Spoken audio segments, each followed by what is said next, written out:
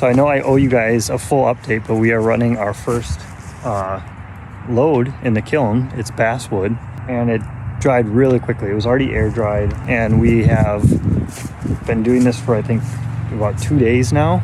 And I was just checking to see if the outside is warm at all, for like how much heat loss we have. And really the only spot is where we haven't sealed yet, and that's in this little gap where the hinge is.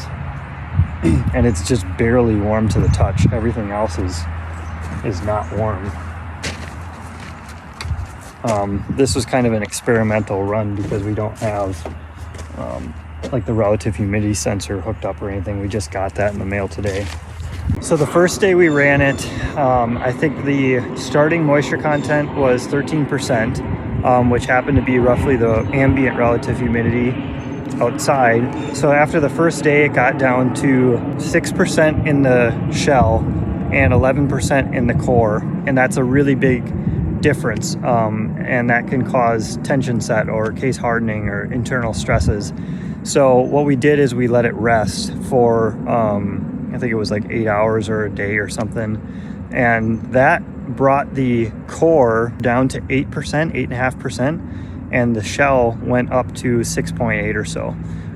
So it was a bit of an equalization process that typically you would do with steam, but we don't have steam. So what we did is we just let it rest, kind of like a solar kiln would at night when there's no sun beating down on it. So right now, I think Jack ran it today at 135 degrees for a few hours to try to kill any bugs that are in the wood. That's the standard, is to go up to 135 degrees at least. I think it should be closer to like 6 hours, so I don't think we quite did enough, but we'll do more in the future. And Jack also did a test to see if there was any tension set or case hardening. So he cut it, checked to see if the kerf shrunk, when he cut it, and it didn't pinch down on the saw or anything. So that was after we did that little equalization in there. So I'm feeling pretty good about it. We got the relative humidity sensor today, and so Jack will get that installed, and then we won't be flying blind when we're venting.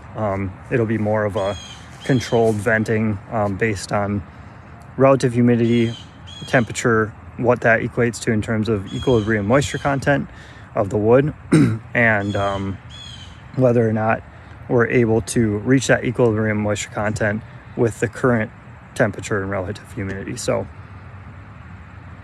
that was a lot, but a little bit of an update while I'm here for you guys, and I'm sure there'll be a lot more as I have time to start editing some of the videos on this stuff. But first load is in the kiln.